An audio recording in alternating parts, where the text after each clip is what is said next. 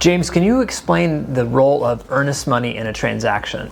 Sure thing. So earnest money is what binds the buyer and the seller, and more specifically the buyer to the contract. So the buyer signs on the dotted line. They said, I'm a legitimate, serious buyer. I'm going to abide by this contract. I'm offering you X for the house. And in good faith, I'm going to give you Y amount of money to show you that I'm going to abide by this contract. So if the buyer bails on the contract for not a legitimate reason, then they could be liable for losing that earnest money. Now, the contract is there to protect both the buyer and the seller, but on the buyer's standpoint, to give them legitimate reasons to get out of the contract. So for example, that's what we call contingencies. So you might have a financing contingency, a title work contingency, inspections as well.